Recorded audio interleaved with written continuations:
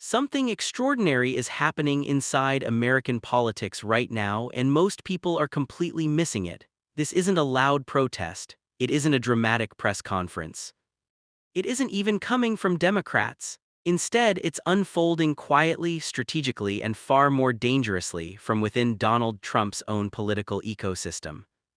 And at the center of this storm stands one name that has sent shockwaves through Washington: JD Vance. For years, Donald Trump has operated on a simple political law: loyalty is everything. You can attack him from the outside, indict him, impeach him, mock him, even sue him, and he thrives. But if the attack comes from the inside, that's when Trump's power begins to fracture. And what we're witnessing now may be the most serious internal threat Trump has faced since entering politics. The phrase that triggered this political earthquake was subtle, carefully worded, and yet explosive. It wasn't a direct call for impeachment. It was worse. It was hesitation. It was openness. It was constitutional language spoken without fear, and in Trump's world, that is the ultimate betrayal. JD Vance did not shout. He did not accuse. He did not grandstand. But his comments, combined with insider reporting, strategic silence, and shifting Republican rhetoric, cracked open a conversation that was supposed to remain permanently sealed. What happens if Trump becomes a liability instead of an asset?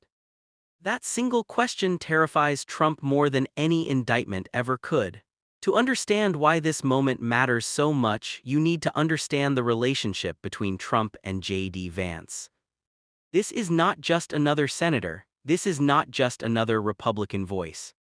JD Vance is a political creation story, a man who once despised Trump, then reinvented himself, embraced the MAGA movement, received Trump's blessing, and rode that support straight into the United States Senate.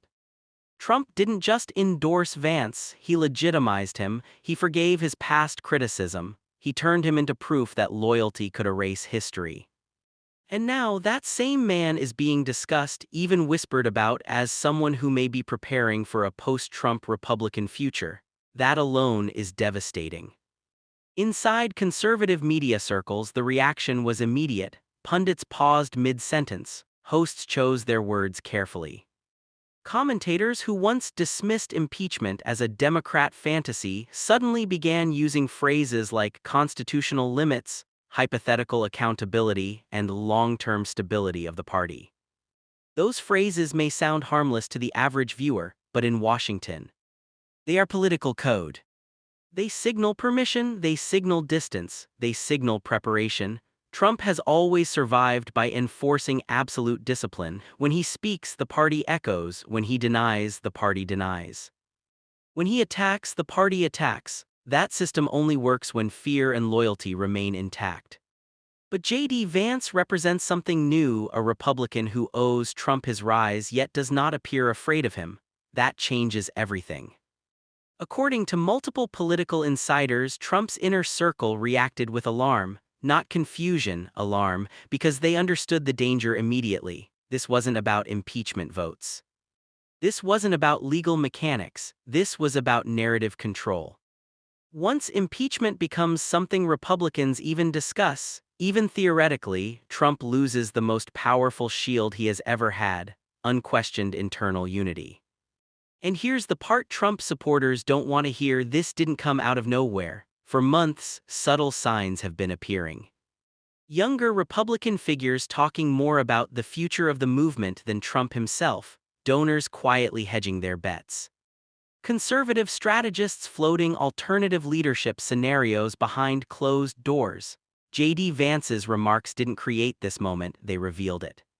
Trump, of course, responded the only way he knows how. Privately, sources say he was furious, not shocked, furious. Because Trump has always believed that fear equals loyalty, and when fear stops working, he sees it as weakness, not evolution. His camp reportedly began demanding public reaffirmations, monitoring media appearances, and drawing up lists of who was solid and who was questionable. That's not strength, that's insecurity. And it shows. Online, the MAGA base erupted. JD Vance was instantly accused of betrayal. Influencers demanded he clarify his remarks. Some went further, suggesting Trump should cut him off entirely. The tone was unmistakable: step back in line or face political exile. But here's the problem: once a conversation starts, you can't unstart it. Impeachment isn't just a legal word. It's a psychological weapon. It reframes Trump not as a warrior under attack but as a risk calculation. And risk calculations are deadly in politics. They don't require proof, only doubt.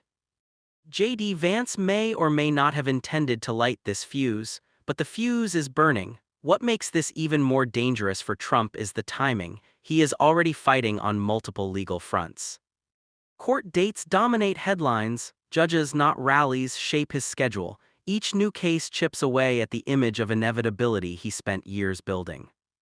Trump's greatest weapon has never been policy, it has been the belief that he is unstoppable. That belief is fading. Republicans are not blind, they see the polling, they see the fatigue.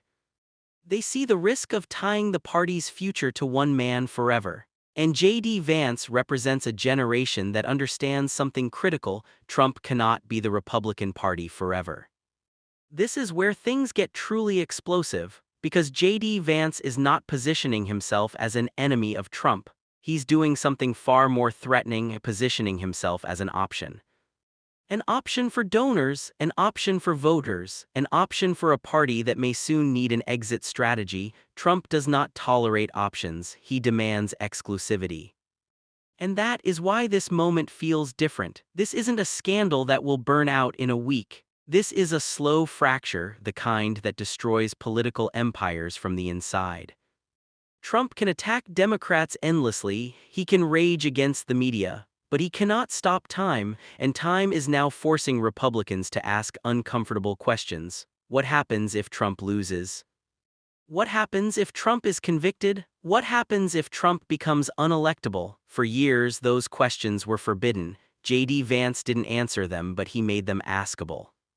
And that may be the most dangerous thing anyone has done to Trump yet. Of course, this gamble carries massive risk for Vance himself. Trump's base is still powerful, still loud, still capable of destroying careers overnight.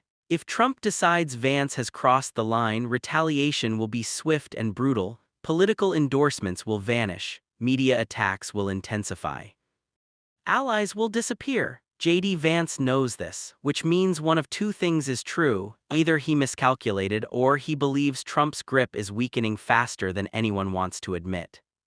That's the real bombshell: not impeachment, not headlines, but confidence. Confidence that the party may soon move on. Trump is not finished, he is not gone, he is not defeated yet.